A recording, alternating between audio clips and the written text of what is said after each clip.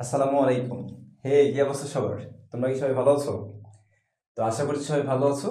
তোমরা যারা আমার ভিডিওটা দেখছো তাদেরকে শুভ সকাল, শুভ দুপুর, শুভ সন্ধ্যা। আর যদি কেউ রাতে দেখে থাকো তাহলে শুভ রাত্রি। তো তোমাদের মাঝে একজন জিজ্ঞেস ছিলাম যে ভাই টি শার্ট চেঞ্জ করবেন কবে? তো এই যে আমি হুডি পরে আসছি। আর একজন জিজ্ঞেস করছিল, ভাই আপনি যেগুলো পড়াচ্ছেন সেগুলো কি পরীক্ষায় ক্লাস পাওয়ার জন্য এনাফ? তো তোমাদের সবার উদ্দেশ্যেই বলছি, আমি যেগুলো পড়াচ্ছি সেগুলো যদি তোমরা আত্মস্থ করতে পারো তাহলে এটা বলতে পারি যে this is fair enough to get GPA 5 of HSC exam 2025। তো ভরসা রাখতে পারো ভাইয়ের উপর, আশা করি ঠকবে না আর কি। আর শুধু বলছি বলেই না, তোমরা চাইলে পিওয়াইকিউ সলভ করতে পারো। পিওয়াইকিউ বলতে গেলে প্রিভিয়াস ইয়ার কোশ্চেন সলভ করতে পারো। তো দেখবা যে প্রিভিয়াস ইয়ারে যে কোশ্চেনগুলো আসছে ওখানে যে কনসেপ্টগুলো আছে তার প্রত্যেকটা কনসেপ্টই আমি যে ক্লাসে যেগুলো পড়াই সেই কনসেপ্টের সাথে মিল রয়েছে।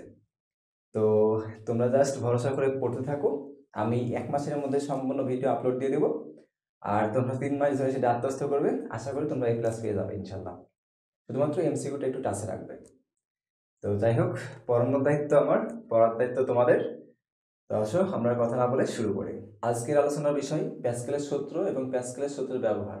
অর্থাৎ প্যাসকেলের সূত্রের মাধ্যমে আমরা যে বল বৃদ্ধিকরণ করতে পারি সেই বল বৃদ্ধিকরণ নীতি নিয়ে আলোচনা করব, এবং বল বৃদ্ধিকরণ নীতির উপর ভিত্তি করে প্রিভিয়াস ইয়ারে যে কোশ্চেনগুলো আসছে এবং সামনে যে কোশ্চেনগুলো আসতে পারে সেই কোশ্চেনগুলো নিয়ে বা সেই ম্যাথগুলো নিয়ে আমরা আলোচনা করব। প্রথমে আসি প্যাসকেলের চাপের সূত্রে। তো প্যাসকেলের চাপের সূত্রে আমাদের কি বলা হয়েছে? একটা আবদ্ধ পাত্রে তরল অথবা গ্যাসীয় পদার্থ রেখে যদি বাইরে থেকে চাপ প্রয়োগ করা হয় তাহলে সেই চাপ ওই তরল বা গ্যাসীয় পদার্থের মধ্য দিয়ে সমানভাবে সঞ্চালিত হয়ে পাত্রের সংলগ্ন দেওয়ালে লম্বভাবে ক্রিয়া করে। তো দেখো, আমরা বিষয়টা একটা চিত্রের মাধ্যমে বুঝি, আমাদের কাছে ইজি হবে না। তো আমরা বোঝার জন্য একটা গোলাকার আবদ্ধ পাত্র বিবেচনা করছি। আর এই যে লাল ডট ডট ডট ডট দ্বারা আমরা তরল বা গ্যাসীয় পদার্থ বোঝাচ্ছি। তুমি চাইলে তরল বলতে পারো, চাইলে গ্যাসীয় বলতে পারো, তোমার ইচ্ছা। তো আমি তরল বিবেচনা করছি। এখন বলা হচ্ছে যে এই আবদ্ধ পাত্রে যদি আমরা তরল রেখে বাইরে থেকে চাপ প্রয়োগ করি তাহলে সেই চাপটা এই সমস্ত পাত্রের দেওয়ালে বা সমস্ত পাত্রের অংশে যে সমান পরিমাণ চাপ প্রযুক্ত হবে। বিষয়টি এরকম, আমি যদি 50 প্যাসকেল চাপ মনে করো বাইরে থেকে প্রয়োগ করলাম, তো দেখা যাবে আমাদের এই 50 প্যাসকেল চাপটা সমান ভাগে ভাগ হয়ে মনে করো আমরা সাপোজ ধরছি যে এই পাত্রের প্রতিটা অংশে 2 প্যাসকেল 2 প্যাসকেল 2 প্যাসকেল 2 প্যাসকেল করে প্রযুক্ত হচ্ছে। এরকম হবে না যে আমি 50 প্যাসকেল চাপ প্রয়োগ করলাম আর এই চাপটা দেখাচ্ছে এরকমভাবে ভাগ হয়ে গেল, এখানে 2 প্যাসকেল আসলো, এখানে 5 প্যাসকেল আসলো, এখানে 10 প্যাসকেল, এখানে নাই, এখানে 12 প্যাসকেল। এরকমভাবে প্রযুক্ত হবে না। আমি যদি 50 প্যাসকেল চাপ দিই ওই চাপটা সমান ভাগে ভাগ হবে, এবং যদি কোনো একটা অংশে এই পাত্রের কোনো একটা অংশে যদি 2 প্যাসকেল চাপ প্রযুক্ত হয় তাহলে সম্পূর্ণ অংশেই 2 প্যাসকেল করে চাপ প্রযুক্ত হবে। এটাই হচ্ছে আমাদের ওই প্যাসকেলের সূত্রের মূল নীতি ছিল আর কি। আর যেটা আমরা যে প্যাসকেলের সূত্র বলছি এটা অ্যাকচুয়ালি প্যাসকেলের নীতি ছিল, কিন্তু আমাদের বইয়ে সূত্র লিখে রাখছে জন্য আমরা সূত্র লিখে রাখছি। অ্যাকচুয়ালি প্যাসকেলের সূত্র হচ্ছে যে এটা P is equal to F by A, অর্থাৎ চাপ পি ইজিক্যাল টু বল বাই ক্ষেত্রফল। তো তোমাকে যদি চাপের সংজ্ঞা বলতে বলে তুমি এটাও বলতে পারো যে একক ক্ষেত্রফলের উপর লম্বভাবে প্রযুক্ত বলকে চাপ বলা হয়। এখন দেখো, অনেক সময় আমাদের ডিরেক্ট বল না দিয়ে ভর দিয়ে রাখে, একটা বস্তু ভর দেওয়া আছে। তো সেক্ষেত্রে আমরা এফ ইজিক্যাল টু যদি এমজি লিখতে পারি তাহলে সেক্ষেত্রে আমরা চাপের সূত্রটা লিখতে পারি P is equal to MG by A, যেখানে এম বস্তুর ভর। আর এই বস্তুর ভরকে আবার আয়তনের মাধ্যমে প্রকাশ করা যায়। ভর ইজিক্যাল টু আমরা কি জানি? বস্তুর ঘনত্ব ইন্টু হচ্ছে বস্তুর আয়তন, অর্থাৎ M equal to rho V. তো যদি মনে করো বলও দেওয়া নাই আবার ভরও দেওয়া নাই কিন্তু আয়তন দেওয়া আছে, তাহলে সেক্ষেত্রে আমাদের সূত্র হচ্ছে এইটা যে P is equal to rho V g by A, যেখানে রো এর পরিচয় কি? রো হচ্ছে বস্তুর ঘনত্ব, ভি হচ্ছে বস্তুর আয়তন, জি হচ্ছে অভিকর্ষ ত্বরণ, আর এ হচ্ছে যে পৃষ্ঠে বল প্রযুক্ত হয়েছে ওই পৃষ্ঠের ক্ষেত্রফল। এখন মনে করো আয়তনও দেওয়া নাই, ক্ষেত্রফল দেওয়া আছে, তখন কি করবো? তখন কি ম্যাথ রেখে দিয়ে আসবো আমরা? অবশ্যই না, তখন সলভ করতে হবে। তাহলে তখন আমরা কি করবো? ভি কে ফার্দার ভেঙে দেবো। ভি কে ভেঙে কি লেখা যায়? আমরা জানি ভি ইজিক্যাল টু, অর্থাৎ আয়তন ইজিক্যাল টু বস্তুর ক্ষেত্রফল ইন্টু বস্তুর উচ্চতা। তাহলে ভি ইজিক্যাল টু ক্ষেত্রফল ইন্টু উচ্চতা। তো আমরা যেহেতু এটা লিখতে পারি তাহলে আমাদের পি ইজিক্যাল টু লিখতে পারবো rho A H g by A, যেখানে রো এর পরিচয়, রো হচ্ছে বস্তুর ঘনত্ব, এর পরিচয় হচ্ছে বস্তুর ক্ষেত্রফল, এইচ বস্তুর উচ্চতা, আর জি অভিকর্ষ স্তর, আর এই নিচের হচ্ছে আমাদের যে যে পৃষ্ঠে বল প্রযুক্ত হচ্ছে সেই পৃষ্ঠের ক্ষেত্রফল। উপরের এ আর নিচের এ, যদিও আমরা দুইটা এ দ্বারা প্রকাশ করছি, কিন্তু দুইটা এ কিন্তু সেম না। আমি অনেককেই বলতে শুনছি, আবার তোমরা বলবা যে ভাই এটা তো এতদিন থেকে পড়ে আসছি যে দুইটা এ সেম, আবার কাটাকুটি খেলে ফিজিক্যাল এইচ রো বানায় আসছি। আজকে নতুন করে আবার আপনি গবেষণা করে বলছেন, বা নতুন করে আপনি বলছেন যে হচ্ছে এই দুইটা এ সেম না। এই দুইটাই কিন্তু বাস্তবে সেম না। দেখো, উপরের এটা হচ্ছে আমাদের বস্তুর ক্ষেত্রফল, আর নিচের এটা হচ্ছে বস্তুটাকে যেখানে রাখা হয়েছে তার ক্ষেত্রফল, অর্থাৎ যে পৃষ্ঠে বল প্রযুক্ত হচ্ছে সেই পৃষ্ঠের ক্ষেত্রফল। বিষয়টাই যে চিত্রের মাধ্যমে বুঝো। দেখো, আমাদের কাছে একটা ব্লক রয়েছে, এই যে এই ব্লকটা কালো ব্ল্যাক যে ব্লকটা, এই ব্লকের উপর আমি এই মার্বেলটা রাখছি, লাল মার্বেলটা। এখন বলো, রাখলে কি হবে? এই যে যে জায়গায় মার্বেল আর ব্লক মানে কন্ট্যাক্টে আছে, ওই জায়গায় আমাদের একটা বল প্রযুক্ত হবে, কারণ মার্বেলে ভর রয়েছে, আর ভর থাকলে W F is equal to M G. তাহলে এম দেওয়া আছে, তাহলে এখন F is equal to M G হবে। তার মানে বলতে পারি যে এই জায়গায় একটা বল প্রযুক্ত হচ্ছে। তাই প্রযুক্ত হচ্ছে কোন জায়গাটায়? এই যে এতটুকু জায়গায় আমাদের বল প্রযুক্ত হচ্ছে। তাহলে আমাদের এই যে নিচের ক্ষেত্রফলটা কি ছিল? যে জায়গায় বল প্রযুক্ত হবে সেই জায়গার ক্ষেত্রফল। তাহলে আমরা বলতে পারি যে মার্বেলটাকে আমি ব্লকের উপর যে জায়গায় রাখছি সেই জায়গায় যে ক্ষেত্রফলটা, সেটাই হচ্ছে আমাদের এই নিচেরই, অর্থাৎ যে জায়গায় বল প্রযুক্ত হচ্ছে সে জায়গার ক্ষেত্রফল। এখন তুমি আমাকে বলো, এই জায়গার ক্ষেত্রফল আর এই মার্বেলের ক্ষেত্রফল কি সেম? অবশ্যই সেম না, কারণ মার্বেলের ক্ষেত্রফলটা আমাদের বেশি আর এই জায়গার ক্ষেত্রফলটা কম। তো যেহেতু এই মার্বেলের ক্ষেত্রফল আর এই যে কন্ট্যাক্টের ক্ষেত্রফল সেম না, তাহলে আমরা এই দুইটা এও সেম হবে না, কারণ উপরের এটা আমাদের বস্তুর ক্ষেত্রফল, আর নিচের এটা বস্তুটা যে জায়গায় রাখা আছে সেই জায়গার এই কন্ট্যাক্ট এরিয়ার ক্ষেত্রফল বা কন্ট্যাক্ট সারফেসের ক্ষেত্রফল। দুইটা সারফেস যে জায়গায় কন্ট্যাক্ট হয়েছে সেই জায়গার ক্ষেত্রফল হচ্ছে নিচেরটা, আর উপরেরটা হচ্ছে আমাদের বস্তুর ক্ষেত্রফল। তাহলে এই দুইটাই সমান হইতেও পারে, নাও হইতে পারবে। তাহলে যেহেতু সমান হইতেও পারে, না হইতে পারে, তাহলে আমি দুইটাকে কাটতে পারবো না। তাহলে এখন বলবো যে ভাই এটা তো কাটাকুটি করে বইয়ে লিখে রাখছে P is equal to H rho g, তাহলে এটা কি ভুল রাখছে বই? অবশ্যই ভুল রাখে নাই। তো দেখো, এটা সূত্র দেওয়ার পর আমরা লিখছি তরলের চাপ। অর্থাৎ এটা আমরা যখন একটা বস্তুকে তরলের মধ্যে নিমজ্জিত করব, সেই সময় চাপ হচ্ছে আমাদের P is equal to H rho g. তাহলে এখন বললো যে তাহলে তরলের মধ্যে গেলে কি বস্তুর ওই আছে এরিয়া, আর হচ্ছে আমাদের ওই বস্তুর ক্ষেত্রফল, আর হচ্ছে আমাদের বস্তুর কন্ট্যাক্ট এরিয়াটা সেম হয়ে যাবে, অর্থাৎ যে জায়গায় বলটা প্রযুক্ত হচ্ছে সেই এরিয়াটা সেম হয়ে যাবে। তো দেখো, এক দিক দিয়ে বলা যায় যে সেম হয়ে যাবে, কারণ কি, এই যে মনে করো আমার একটা এই তরল এই যে একটা মনে করো সিলিন্ডার আকৃতির আমরা হ্রদ বিবেচনা করছি, হ্রদের মাঝে আমি একটা মনে করো বস্তু রাখছি, বা মনে করো ওই মার্বেলটাকে রাখছি। এখন এই যে মার্বেলের যে এরিয়া হবে আর মার্বেলের চারিপাশে যে পানি যে মনে করো হচ্ছে কন্ট্যাক্টে আছে, সেই কন্ট্যাক্ট এটা কিন্তু সেম হবে। সেই ক্ষেত্রে কিন্তু আমি মনে করো যে এই এরিয়া বাদ দিতে পারি। আর আরেকটা বিষয়, যে তরলের মাঝে তুমি যখন কোনো বস্তুকে রাখবা, ওই বস্তুর উপর যদি তরল কর্তৃক চাপ হিসাব করতে যাও, ওই চাপটা কিন্তু তরল ওই যে বস্তুটা রাখছো সেই বস্তুর ক্ষেত্রফলের উপর ডিপেন্ড করে না। তুমি যদি এখানে একটা মার্বেল রাখো, তাও যে পরিমাণ চাপ অনুভূত হবে। তুমি যদি এখানে মার্বেল না রেখে একটা হাতি, এখন নদী তো আবার, নদী বা সমুদ্রে তো আবার হাতি থাকে না, তো ধরো তিমি, তো যদি তুমি একটা তিমি রাখো, তাহলে হচ্ছে তিমি পুরো সেম পরিমাণ চাপ প্রযুক্ত হবে। কারণ কি, চাপ ডিপেন্ড করে যে তরলের উপরিপৃষ্ঠ থেকে যে জায়গায় বস্তু রয়েছে ওই উপরিপৃষ্ঠ থেকে বস্তুর মধ্যবর্তী গভীরতার উপর। বস্তুর উপর কোনো তরলের চাপ ডিপেন্ড করে না। তাহলে তরলের চাপ যেহেতু বস্তুর ক্ষেত্রফলের উপর বা বস্তুর উপর ডিপেন্ড করে না, তাহলে সেই ক্ষেত্রে আমরা মনে করি এরিয়া কেটে দিতে পারি। তাহলে আমরা দুইটা কনসেপ্ট বললাম। একটা কনসেপ্ট হচ্ছে আমরা যখন কোনো একটা বস্তুকে পানিতে নিমজ্জিত করি বা পানিতে রেখে দিই, তখন যেহেতু পানি ওই বস্তুর চারিপাশে থাকে, তাহলে বস্তুর ক্ষেত্রফল যা হবে ওই বস্তুর সাথে পানির যে কন্ট্যাক্ট এরিয়া সারফেসটা রয়েছে ওই কন্ট্যাক্ট সারফেসের ক্ষেত্রফল সেম আসবে। তাহলে সেই ক্ষেত্রে আমরা দুইটাই কেটে দিতে পারি। এই একটা কনসেপ্ট। আর দ্বিতীয় কনসেপ্ট কি বললাম, আমি যখন এই বস্তুটাকে কোনো একটা বস্তুকে পানিতে নিমজ্জিত করব, তখন ওই বস্তুর উপর তরল কি পরিমাণ চাপ প্রয়োগ করবে, সেই প্রয়োগকৃত চাপটা বস্তুর ক্ষেত্রফলের উপর ডিপেন্ড করে না বা বস্তুর উপর ডিপেন্ড করে না, সেটা ডিপেন্ড করে তরলের পৃষ্ঠ থেকে তুমি কতটুকু গভীরে গেছো। তুমি যদি তরলের পৃষ্ঠ থেকে 10.3 মিটার গভীরে দাও, তোমার উপর 1 অ্যাটমসফিয়ার চাপ বেড়ে যাবে। তুমি যদি আরো 10.3 মিটার নিচে যাও, আরো 1 অ্যাটমসফিয়ার চাপ বেড়ে যাবে। এখন তুমি মনে করো যে ওই জায়গায় তুমি গেছো, নাকি তুমি একটা মার্বেলকে পাঠাইছো, নাকি তোমার গার্লফ্রেন্ডকে পাঠাইছো, নাকি তুমি হাতিকে পাঠাইছো, নাকি তিমিকে পাঠাইছো, এটা তোমার ব্যাপার। তো যাই পাঠাও না কেন, ওই 10.3 মিটার নিচে গেলে 1 অ্যাটমসফিয়ারের চাপ বাড়বে। তো তুমি যাও আর তোমার গার্লফ্রেন্ড যাও, দুজনকে সমান আকারে চাপ, মানে দুজনের উপর সমানই পরিমাণ চাপই প্রযুক্ত হবে, কোনো আপ ডাউন ঘটবে না আর কি। আচ্ছা যাই হোক, তো আশা করছি বিষয়টা বুঝতে পারছো। এবার আসে আমাদের যে প্যাসকেলের সূত্রের আমার ব্যবহারটা কি বলছিলাম, যে প্যাসকেলের সূত্র ব্যবহার করে আমি বল বৃদ্ধিকরণ করতে পারি। তো এই বল বৃদ্ধিকরণ নীতির উপর ভিত্তি করে আমাদের সূত্রটা আসে, সেটা হচ্ছে F2 = A2/A1 ইনটু হচ্ছে আমাদের F1। এখন বলতে পারো যে এইগুলোর পরিচয় কি? এগুলোর পরিচয় হচ্ছে F1 হচ্ছে আমাদের প্রথম পিস্টনে প্রযুক্ত বল। অর্থাৎ দেখবে যে বল বৃদ্ধিকরণ নীতিতে আমাদের এরকম একটা যন্ত্র দেওয়া আছে, এটাকে বলা হয় বল বৃদ্ধিকরণ যন্ত্র, যার এক পাশে আমাদের একটা সরু নল থাকে আর এক পাশে একটা প্রশস্ত বা মোটা নল থাকে। তাহলে অবশ্যই যে প্রান্তটা সরু সেই প্রান্তে যদি আমি একটা পিস্টন রাখি বা একটা সিলিন্ডার রাখি, তার এরিয়া যা হবে, এই মোটা প্রান্তে যদি আমি একটা সমস্ত অংশটাকে ঘিরে একটা পিস্টন বা সিলিন্ডার রাখি, তার এরিয়া অবশ্যই সেম হবে না, দুইটার এরিয়া আলাদা আলাদা হবে। তো আমরা সরু প্রান্তে যে সিলিন্ডার পিস্টনটা আছে, তুমি পিস্টনও বিবেচনা করতে পারো, সিলিন্ডারও বিবেচনা করতে পারো। পিস্টন বিবেচনা করলে আমাদের ক্ষেত্রফল হবে পাই আর স্কোয়ার, কারণ এটা বৃত্তাকার। আবার সিলিন্ডার বিবেচনা করলেও সিলিন্ডারের ভূমির ক্ষেত্রফল পাই আর স্কোয়ার। তো দিন শেষে মনে করো যে যেটা লাভ সেটাই কদু হবে। তুমি এখন কদু বলবা না লাভ বলবো, তোমার ইচ্ছা। আমি মনে করো পিস্টন বলবো আর কি। তো এই যে পিস্টন, এই পিস্টনের ক্ষেত্রফল হচ্ছে A1, আর এই সরু পিস্টনের উপর যে বলটা প্রযুক্ত হবে সেটা হচ্ছে F1।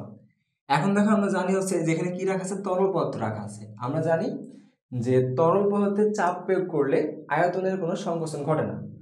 তাহলে যদি আয়তনের সংকোচন না ঘটে, তাহলে তুমি এই প্রান্তে, এটা প্রথম প্রান্তে যদি বিবেচনা করো, এই প্রথম প্রান্তে যতটুকু চাপ প্রয়োগ করবে, এই দ্বিতীয় প্রান্তে সেম পরিমাণ চাপই প্রযুক্ত হবে। অর্থাৎ এখানে যদি আমি মনে করো P1 পরিমাণ চাপ প্রয়োগ করি, আর এই পাশে যদি মনে করো P2 চাপ অনুভূত হয়, কারণ এই পাশের পানি যখন মনে করো তরলটা যখন নিচে নেমে আসবে, তখন স্বাভাবিকভাবে এই তরলটা উপরে উঠে আসবে। তাহলে এই পাশে তুমি যতটুকু চাপ দিবা, অর্থাৎ যতটুকু চাপের কারণে তরলটা নিচে নামবে, ঠিক ততটুকু চাপই এই পৃষ্ঠে প্রযুক্ত হবে। প্রযুক্ত হওয়ার কারণে এই পৃষ্ঠটা উপরে উঠে যাবে, অর্থাৎ এই পিস্টনটা উপরে উঠে যাবে।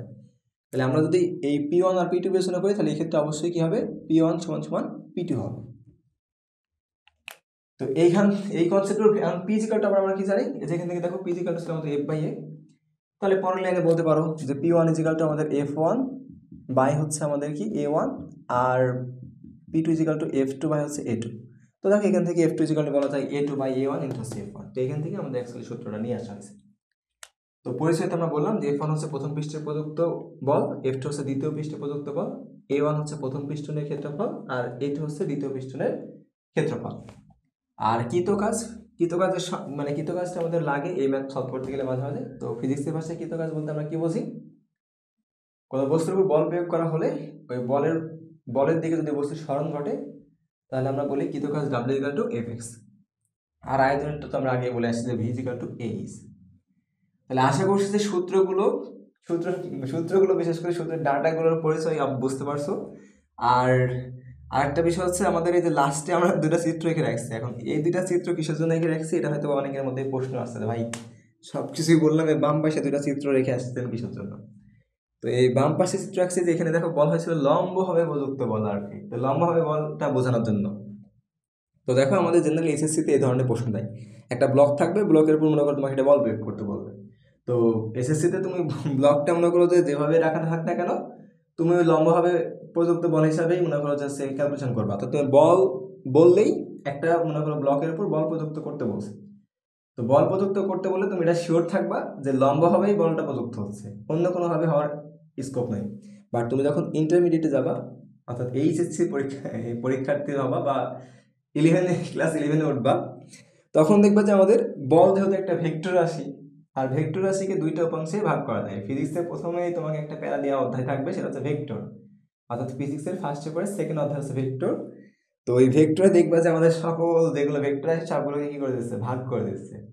তো দেখবা তুমি সবগুলোকে ভাগ করতে করতে লাস্টে দেখা যাচ্ছে তুমি নিজেই ভাগ হয়ে গেছো, কিন্তু তোমার হাতটা একদিকে চলে গেছে, মাথার অন্য দিকে চলে গেছে, ঘাড়ের অন্য দিকে চলে গেছে। দেখো আমরা ভয়ের দিকে না যাই, এদিকে আসি। তো বলকে আমরা দেখো এই 20 নিউটন বল প্রয়োগ করা হচ্ছিল। তো আমরা যদি এই বলটাকে সামনের দিকে শিফট করাই নিই, অর্থাৎ মনে করো যে সামনের দিকে অগ্রসর করে নিলাম, তাহলে অগ্রসর করে নিলে আমার এই বলটা প্রযুক্ত হচ্ছিল মনে করো যে এই আনবিকের সাথে 30 ডিগ্রি কোণে। এখন আমরা জানি কি বিপরীত কোণ অনুসারে এটা যদি 30 ডিগ্রি হয়, এই পাশেটা আমাদের 30 ডিগ্রি হবে। এখন আমরা ধরছিলাম যে আমাদের যে বলটা প্রযুক্ত করছি সেটা হচ্ছে 20 নিউটন বল। তো দেখো 20 নিউটন বল যখন প্রযুক্ত করছি, এখন এই বলটাকে আমরা কি বললাম, দুইটা উপাংশে ভাগ করা যায়, একটা হচ্ছে আণবিক উপাংশ আর একটা হচ্ছে উলম্ব উপাংশ। তো আণবিক উপাংশটা হয় আমাদের জেনারেলি F cos θ, আর উলম্ব উপাংশটা হয় হচ্ছে আমাদের F sin θ। দেখো এফ এর মান যেহেতু 20 ছিল, আর থিটার মান যেহেতু 30 ছিল, তাহলে এই পাশে আসছে আমাদের 20 cos 30 মানে আমরা জানি √3/2, তাহলে এখানে থাকে হচ্ছে আমাদের 10√3। অর্থাৎ আমার যে প্রযুক্ত বলটা ছিল সেই বলের আণবিক অংশের মান হচ্ছে 10√3 আর উলম্ব অংশের মান হচ্ছে 10। 10 কীভাবে পেলাম? এফ এর মান 20 আর সাইন থিটার মান হচ্ছে 30, সাইন 30 মানে হাফ, 20 × হাফ মানে 10। এখন তোমার কাছে প্রশ্ন যে এই যে আমি যে বলটা প্রযুক্ত করছিলাম, প্রযুক্ত করার পর আমার তো দুইটা অংশে ভাগ হয়ে গেল, কোন উপাংশ আমাদের চাপের কাজটা করবে, অর্থাৎ কোন উপাংশটা আমাদের এই বস্তুর উপর চাপ প্রয়োগ করবে? তো দেখো স্বাভাবিকভাবে দেখলেই বোঝা যায় এই যে উপাংশটা আছে এফ সাইন থিটা, এই উপাংশটা আমাদের এই ব্লকের উপর চাপ প্রয়োগ করবে। তো এইটাই অ্যাকচুয়ালি বলা ছিল যে আমাদের পাত্রের সংলগ্ন গায়ে সংলগ্ন বাদ দিয়ে দাও, পাত্রের গায়ে লম্বভাবে বল প্রযুক্ত চাপ প্রযুক্ত হবে আর কি। তো আশা করছি যে আমাদের এই প্যাসকেলের নীতি কি ছিল, প্যাসকেলের সূত্র কি ছিল, ক্ষেত্রফলের দুইটার মধ্যে যে মিসকনসেপ্ট ছিল সেটা, আর বল বৃদ্ধিকরণ নীতিটা কিভাবে আসছে, চাপ দুই জায়গায় সমান কেন হয়, আর হচ্ছে লম্বভাবে প্রযুক্ত বলটা বলতে কি বোঝায়, এগুলো বুঝতে পারছো। তাহলে এবার আসো আমরা আমাদের ম্যাথ শুরু করি আর কি। প্রথম প্রশ্নে বলা হয়েছে 2 সেন্টিমিটার ব্যাসার্ধ বিশিষ্ট এবং 10 কেজি ভর বিশিষ্ট একটি সিলিন্ডার মাটিতে কি পরিমাণ চাপ প্রয়োগ করবে। তো দেখা যায় প্রশ্নটা বুঝি যে প্রশ্ন আমাদের কি বলতে যাচ্ছে। তো আমাদের বলা হচ্ছে যে একটা সিলিন্ডার রয়েছে যার ভর হচ্ছে 10 কেজি। এখন এই সিলিন্ডারটা মাটিতে কি পরিমাণ চাপ প্রয়োগ করবে, অর্থাৎ আমি সিলিন্ডারকে যখন মাটির উপর রাখছি তখন মাটিতে কি পরিমাণ চাপ প্রয়োগ করবে সেই চাপটা হিসাব করতে বলছে। তো দেখো আমরা চাপ নির্ণয়ের কিন্তু দুইটা সূত্র পাইছিলাম, যে পি ইজিক্যাল টু একটা ছিল আমাদের F/A আর একটা ছিল পি ইজিক্যাল টু H/ρc। এখন আমরা কোনটা নিয়ে ক্যালকুলেশন করব, উপরেরটা নাকি নিচেরটা? আমরা অবশ্যই উপরেরটা নিয়ে ক্যালকুলেশন করব। নিচেরটা নিয়ে কেন করবো না? কারণ নিচেরটা হচ্ছে আমাদের কোনো একটা বস্তুকে তরলের মধ্যে যদি রাখা হয় তাহলে তরল কর্তৃক ওই বস্তুর উপর প্রযুক্ত চাপ হিসাব করতে গেলে আমরা এই সূত্রটা ইউজ করি। তো যেহেতু আমাদের এখানে কোনো বস্তুকে তরলে রাখা হয় নাই, সুতরাং আমার এই সূত্রটা ইউজ হবে না। তাহলে আমরা কি করব, আমরা উপরের সূত্রটা নিয়ে ক্যালকুলেশন করব। এখন এফ তো আমাদের বল তো দেওয়া নাই, তাহলে বল দেওয়া নেই কিন্তু ভর দেওয়া আছে। তো ভর দেওয়া আছে, আমরা জানি এফ ইজিক্যাল টু কি হয়, এমজি হয়। তাহলে আমরা এফকে কনভার্ট করে নেব। আর নিচে হচ্ছে আমাদের এরিয়া। এখন এম এর মান দিয়ে আছে 10 কেজি, জি এর মান দিয়ে আছে 9.8। এরিয়া কত হবে? এরিয়া কি বস্তুর ক্ষেত্রফল হবে নাকি বস্তু যে জায়গায় রাখা হয়েছে সেই জায়গার ক্ষেত্রফল হবে? তো দেখো আমরা সূত্রে বলার সময় বলছিলাম এরিয়া হচ্ছে যে পৃষ্ঠে বল প্রযুক্ত হবে ওই পৃষ্ঠের ক্ষেত্রফল। তাহলে কোন জায়গায় বল প্রযুক্ত হচ্ছে? সিলিন্ডারটা যখন আমি মাটির উপর রাখছি তখন এই জায়গাটাতে বল প্রয়োগ করছে। তাহলে এই জায়গার ক্ষেত্রফল কত হবে? সিলিন্ডারটি ভূমির ক্ষেত্রফল যা হবে এই জায়গাটার ক্ষেত্রফলও তাই হবে, কারণ সিলিন্ডারটা আমি যে জায়গায় রাখলে সিলিন্ডারের ভূমিটা আমার মাটির কন্ট্যাক্টে আসবে, অর্থাৎ মাটির সারফেসের সাথে সিলিন্ডারের নিচের সারফেসটা কন্ট্যাক্টে থাকবে। তাহলে ওই কন্ট্যাক্ট এরিয়াটি আমার নেওয়া লাগবে। তাহলে সিলিন্ডারের ভূমির ক্ষেত্রফল কত? ভূমির ক্ষেত্রফল হচ্ছে πr²। তো পায়ের মান তো আমাদের মুখস্থ, আর এর মান কত দিয়ে রাখছে? আর এর মান দেওয়া আছে আমাদের 2 সেন্টিমিটার। তো দেখো সেন্টিমিটারটা আমাদের সিজেস একক, আমাদের নিয়ে আসতে হবে কিসে, এসআই এককে, অর্থাৎ মিটারে নিয়ে আসতে হবে। তো সেন্টিমিটার থেকে মিটারে আসতে গেলে কী করা লাগে? 100 দ্বারা ভাগ করা লাগে। তাহলে 2কে যদি 100 দ্বারা ভাগ করি তাহলে কত পাওয়া যাবে? 0.02 মিটার পাওয়া যাবে। তাহলে আমরা যদি এখানে আর এর মান বসাই 0.02 এর উপর হোল স্কোয়ার, তাহলে এখানে লেখা যায় 2 × 10⁻², এর উপর স্কোয়ার করলে আছে 4 × 10⁻4, তাহলে এখানে লেখা যাচ্ছে 4π × 10⁻4 এত মিটার স্কোয়ার। তাহলে দেখো যেহেতু ক্ষেত্রফল পেয়ে গেছি, আমরা যদি এখানে বসাই দিই 4π × 10⁻4, এখন যদি এটা ক্যালকুলেট করি তাহলে আমাদের মান কত আসবে? তাহলে আছে উপরে 98 আর নিচে হচ্ছে আমাদের 4π × 10⁻4, তাহলে মান আসে 77,985.92। 77,985.92, যেহেতু চাপ ছিল একক হবে প্যাসকেল। আশা করছি 1 নম্বরটা বুঝতে পারছো। এখন 2 নম্বর প্রশ্নে কি বলছে? 2 নম্বর প্রশ্নে বলছে আমাদের 12 সেন্টিমিটার দৈর্ঘ্য এবং 10 সেন্টিমিটার প্রস্থ এবং 8 সেন্টিমিটার উচ্চতা বিশিষ্ট একটি আয়তাকার ঘনবস্তু মাটিতে সর্বোচ্চ কি পরিমাণ চাপ প্রয়োগ করবে। তার মানে আমাদের কাছে একটা আয়তাকার ঘনবস্তু রয়েছে। তো আমরা একটা আয়তাকার ঘনবস্তু আঁকি। তো ধরলাম এটা আমাদের একটা আয়তাকার ঘনবস্তু। এখন এই আয়তাকার ঘনবস্তুটাকে আমাদের বলছে যে মাটির উপর রাখা আছে। তো বলছে কীভাবে রাখলে আমাদের সর্বোচ্চ চাপ প্রয়োগ করা হবে। তাহলে আমাদের ফার্স্টে দেখতে হবে কি চাপের সাথে আমাদের ক্ষেত্রফলের সম্পর্কটা কেমন। তো দেখো আমরা সূত্র কি বলছিলাম, যেহেতু এটা তো তরলের কোনো বস্তুকে রাখা হয় না, তার মানে আমাদের সূত্র কোনটা হবে? সূত্র হবে P = F/A। এখন দেখো এই পি এর সাথে এর সম্পর্কটা কেমন? ব্যস্তানুপাতিক, অর্থাৎ এর মান যদি বাড়ে, ক্ষেত্রফল যদি বাড়ে, চাপ কমবে, আর যদি ক্ষেত্রফল কমে তাহলে আমাদের চাপ বাড়বে। তাহলে যেহেতু ব্যস্তানুপাতিক সম্পর্ক, তাহলে চাপ সর্বোচ্চ তখনই হবে যখন ক্ষেত্রফলের মান সর্বনিম্ন হবে। এখন দেখো আমাদের দেওয়া আছে দৈর্ঘ্য 12 সেন্টিমিটার, প্রস্থ 10 সেন্টিমিটার, আর উচ্চতা দেওয়া আছে 8 সেন্টিমিটার। এখন এখান থেকে আমি কয়টা ক্ষেত্রফল পাবো? এই যে এ একটা ক্ষেত্রফল পাবো, তারপরে এ একটা ক্ষেত্রফল পাওয়া যাবে, আর দেখো এই যে উপরের একটা ক্ষেত্রফল পাওয়া যাবে। এখন এই যে এই পাশের ক্ষেত্রফল যা আছে, যেহেতু একটা আয়তাকার ঘনবস্তু, এই পাশের ক্ষেত্রফল যা হবে ওই অপোজিটের ক্ষেত্রফল তাই হবে।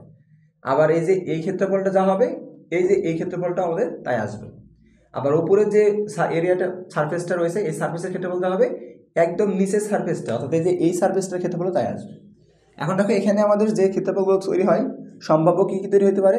12 গুণন 10 হতে পারে, অর্থাৎ এই যে এই ক্ষেত্রফলটা, অথবা কী হতে পারে, এই ক্ষেত্রফলটা হইতে পারে যে 10 গুণন 8 হইতে পারে, অথবা আরেকটা কী হইতে পারে, আরেকটা হইতে পারে হচ্ছে আমাদের এই যে এই পাঁচটা, এই অংশটার ক্ষেত্রফল হইতে পারে। তাহলে এই অংশটার ক্ষেত্রফল কত হবে?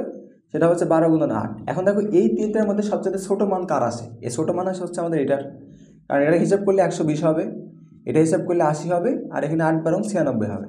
তাহলে সবচেয়ে ছোট ক্ষেত্রফল পাওয়া যাচ্ছে যখন আমি সবচেয়ে ছোট দুইটা ভ্যালু নিয়ে গুণ করছি। তাহলে আমার যেহেতু সর্বোচ্চ চাপ হিসাব করতে বলছিল, তাহলে আমাদের অবশ্যই ক্ষেত্রফলের মান কী হবে? সর্বনিম্ন নিতে হবে। তাহলে তুমি এখানে এক লাইন বলে দিবা যে সর্বোচ্চ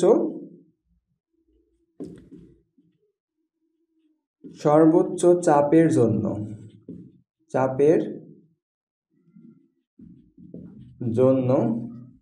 ক্ষেত্রফল।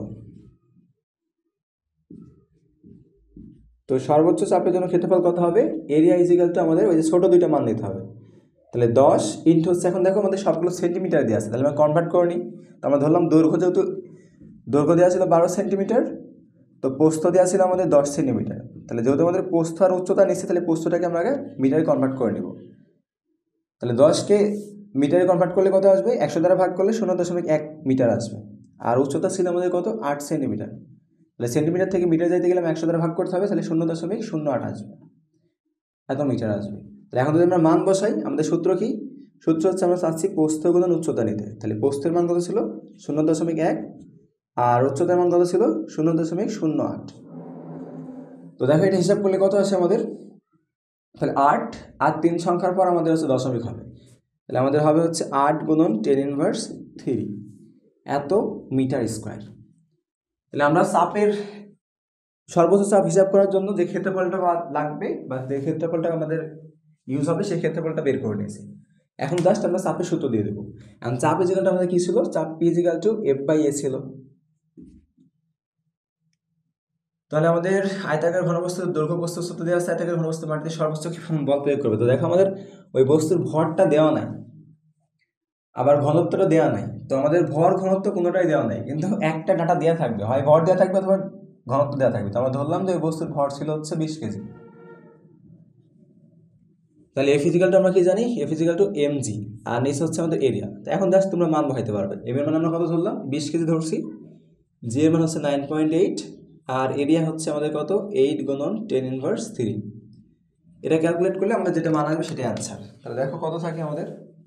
উপরে থাকে 196, আর নিচে থাকে হচ্ছে 8 গুণন 10⁻³।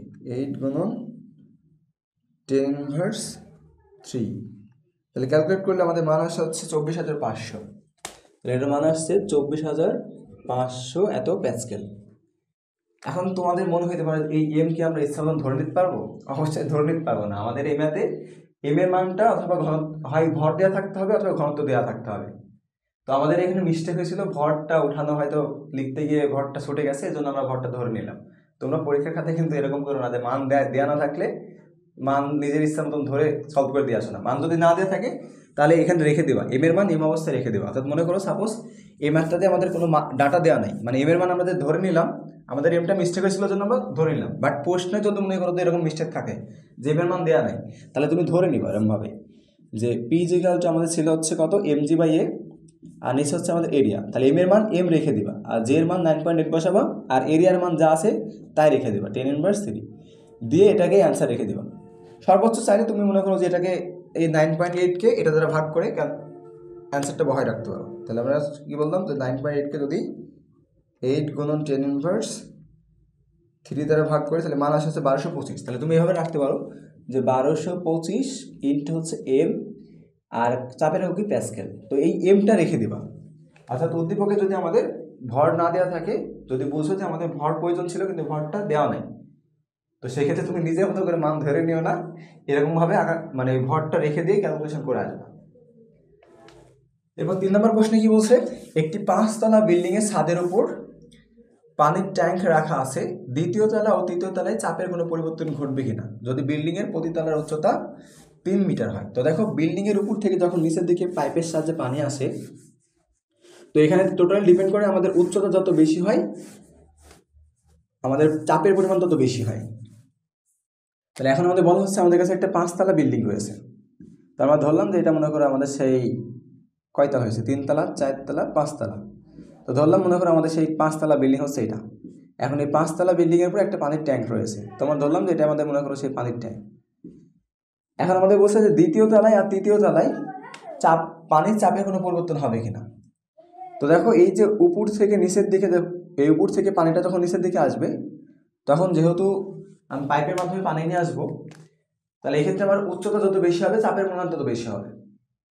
কারণ উপর থেকে পাইপের মধ্যে যখন পানি আসবে, এটা টোটালি ওই আমার তরলের কনসেপ্টটা আসবে, যে তরলের হাইট যত বেশি হবে চাপের পরিমাণ তত বেশি হবে। তুমি দেখবা যে যখন বাস্তবসম্মত একটা এক্সাম্পল দিই, মেডিকেলে যখন গেছো তখন দেখবা যে হচ্ছে, বা তুমি বাস্তব জীবনে তোমার বাসায় এরকম দেখতে পারো যে যখন মানুষকে যে স্যালাইন দেওয়া হয়, যে ঢোপটা থাকে, ওই ঢোপটা যদি তুমি মনে করো হচ্ছে নিচে রাখো, আর সাপোজ মনে করো হাতে ওই ইঞ্জেকশনটা পুশ করা আছে, আর স্যালাইনটা তুমি স্যালাইনের যে ঢোপটা সেই ঢোপটা মনে করো তুমি নিচে রাখছো, তাহলে দেখবে যে তোমার হাত থেকে রক্ত বের হয়ে ওই স্যালাইনের ওই ঢোপের মধ্যে চলে যাবে।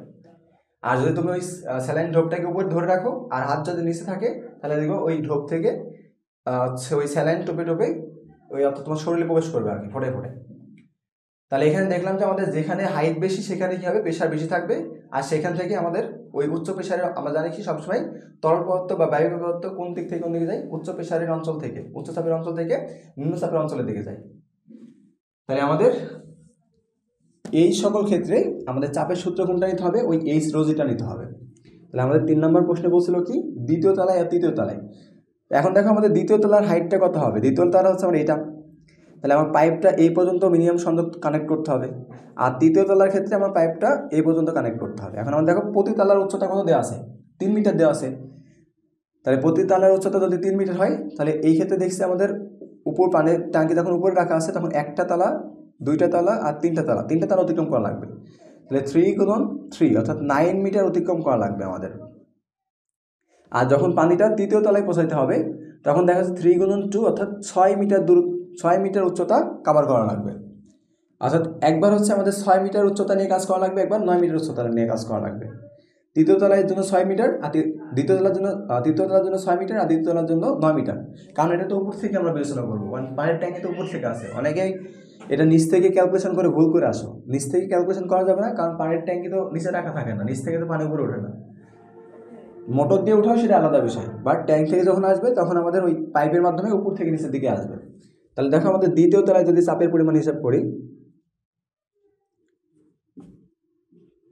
তাহলে আমাদের চাপ P2 ইজিক্যাল টু আমাদের আসবে কি এইচ রো জি। তাহলে এইচ এর মান কত বললাম আমরা, 9 বললাম। ঘনত্ব কিসের হবে, তরলের ঘনত্ব, যে তরলটা আসছে তো আমরা ধরলাম, যেহেতু পানির কথা বলা আছে কি, হ্যাঁ পানির কথা বলা আছে, তাহলে আমাদের 1000 হবে। আর জি এর মান কত, 9.8। এটা হিসাব করলে কত আসবে, 9800কে 9 দ্বারা গুণ করতে হবে। আমি এটা গুণ করে দেখি কত আসে, 9800 গুণে হচ্ছে আমাদের কত 9, তাহলে মান আসে হচ্ছে 88,200 এত প্যাসকেল। তাহলে এটা হচ্ছে দ্বিতীয় তলায় পানির চাপ। এবার যদি আমি তৃতীয় তলায় পানির চাপটা হিসাব করি, যে তৃতীয় তলায় পানির চাপ, তৃতীয় তলায় এখানে যদিও পানির কথাটাও ছুটে গেছে, পানির চাপ, তাহলে তৃতীয় তলায় পানির চাপ কত হবে, সূত্র কি সেম সূত্র, যে P3 ইজিক্যাল টু আমরা কি লিখবো, এইচ রো জি। তুমি চাইলে H3 দিতে পারো। এইচ এর মান কত হিসাব করছিলাম, 6 মিটার, আর রো হচ্ছে যেহেতু পানি 1000, আর জি এর মান 9.8, তাহলে 9800কে 6 দ্বারা গুণ করা লাগবে। তাহলে মান আসে হচ্ছে 58,800। এত প্যাসকেল। এখন বলছে চাপের কোনো পরিবর্তন থাকবে কিনা, তাহলে আমরা এখন দেখি যে চাপের পরিবর্তন। তোমরা একটু ভালো করে সাজিয়ে লেখো যে দ্বিতীয় তলায় ও তৃতীয় তলায় পানির চাপের পরিবর্তন। তো আমরা সিম্পলভাবে লিখলাম যে চাপের পরিবর্তন, তাহলে চাপের পরিবর্তন ডেল্টা পি ইকুয়াল টু কত আসবে, বেশিটা থেকে কমটা বিয়োগ করে দিই। তাহলে আমাদের ছিল হচ্ছে 88,200 মাইনাস হচ্ছে কত 58,800, তাহলে মাইনাস হচ্ছে 58,000 কত ছিল 200, তাহলে মান আসা হচ্ছে 29,400। তাহলে এই যে এত প্যাসকেল চাপের পরিবর্তন থাকবে। তো দেখো আমাদের একটা মাঝে একটা তালার ডিফারেন্স হওয়ার কারণে, অর্থাৎ তৃতীয় তলায় পানির ডিফারেন্সটা কত হবে, এক তালার ডিফারেন্স 29,400 প্যাসকেল চাপ তোমার হচ্ছে চাপের ডিফারেন্স হবে। এক্ষেত্রে কিন্তু তোমার পাইপটা মোটা আছে কি চিকন আছে এটা কিন্তু মেটার করে না, মেটার করে শুধুমাত্র পাইপ, ওই যে পাইপটা সে পাইপ মানে যে জায়গায় তুমি পানিটা নিতে চাচ্ছ সেই জায়গা থেকে ট্যাঙ্কিটা কত উপরে আছে সেই হাইটের উপর, পাইপের মোটা চিকন এটা মেটার করে না আর কি। আচ্ছা যাই হোক, তাহলে 3 নম্বর আমাদের গেল। এরপর 4 নম্বরে কি বলছে, চিত্রে ছোট পিস্টনটির ক্ষেত্রফল। আচ্ছা এবার আমাদের এই বল বৃদ্ধিকরণ নিতে এই ম্যাথগুলো আমাদের শুরু হচ্ছে। তাহলে আমাদের 4 বলা হচ্ছে চিত্রের ছোট পিস্টনটির ক্ষেত্রফল, অর্থাৎ এই যে এখানে আমাদের ছোট পিস্টনটা রয়েছে সেই ছোট পিস্টনের ক্ষেত্রফল অর্থাৎ A1 দিয়ে রাখছে আমাদের। A1 এর মান কত বলছে 2 সেন্টিমিটার স্কোয়ার। তাহলে এটা সেন্টিমিটার স্কোয়ার আছে, আমাদের কিসে নিতে হবে মিটার স্কোয়ার নিতে হবে, কারণ এসআই কনভার্ট করতে গেলে ক্ষেত্রফলের এসআই হচ্ছে মিটার স্কোয়ার। তাহলে 2 গুণন 10⁻⁴ হবে। তাহলে আমরা তখন সেন্টিমিটার স্কোয়ার থেকে মিটার স্কোয়ার যাবো, সম্পর্কটা হচ্ছে এটা যে 1 centimetre square is equal two 1 গুণন 10⁻⁴ মিটার স্কোয়ার। সম্পর্কগুলো একটু মনে রাখো। এরপর কি বলছে বড় পিস্টনের ক্ষেত্রফল, তাহলে আমাদের A2 দিয়ে রাখছে, তাহলে এটা আমাদের কত দিয়ে রাখছে 20 সেন্টিমিটার স্কোয়ার। তাহলে আমরা একবার লিখে দিলাম 20 গুণন 10⁻⁴ মিটার স্কোয়ার। যদি ছোট পিস্টনে 200 নিউটন বল প্রয়োগ করা হয়, তাহলে আমাদের বলছে যে F1 এর মান হচ্ছে আমাদের 200, ছোট পিস্টনটাতে 200 নিউটন বল প্রয়োগ করা হচ্ছে, তাহলে বড় পিস্টনে অনুভূত বলের পরিমাণ কত হবে, তাহলে আমাদের বলা হচ্ছে F2 is equal to what. এখন দেখো আমরা সূত্র কি পেয়েছিলাম বল বৃদ্ধিকরণ নীতি হতে, F2 is equal to A2 by A1 into হচ্ছে আমাদের F1। A2 এর মান কত পাইছি আমরা 20 গুণন 10⁻⁴, আর A1 এর মান কত পাওয়া গেছে 2 গুণন 10⁻⁴, আর গুণন হচ্ছে F1 এর মান কত 200। তাহলে দেখো এই 10⁻⁴ কেটে যায়, 2 দ্বারা 20কে ভাগ করলে থাকে হচ্ছে 10, আর 10 দ্বারা 200 গুণ করলে হবে 2000। তাহলে আমাদের দ্বিতীয় পৃষ্ঠে 2000 নিউটন বল প্রযুক্ত হবে। তাহলে এটা হচ্ছে আমাদের 4 নম্বরের অ্যান্সার। এরপর 5 নম্বর কি বলছে, যদি ছোট পিস্টনের ব্যাসার্ধ, দেখো আগেরটাই ক্ষেত্রফল দেওয়া ছিল আর এবার ব্যাসার্ধ দিয়ে রাখছে। তাহলে আমাদের নাম্বার 5 কি বলছে, যদি ছোট পিস্টনটির ব্যাসার্ধ 2 সেন্টিমিটার হয়, তাহলে আমাদের ছোট পিস্টনটার ব্যাসার্ধ, তাহলে আমি এটাকে R1 বিবেচনা করলাম, R1 ইজ ইকুয়াল টু দেওয়া আছে 2 সেন্টিমিটার। তাহলে যেহেতু এসআই কেউ নিতে হবে, তাহলে 100 দ্বারা ভাগ করলে কত পাওয়া যাবে 0.02 মিটার পাওয়া যাবে।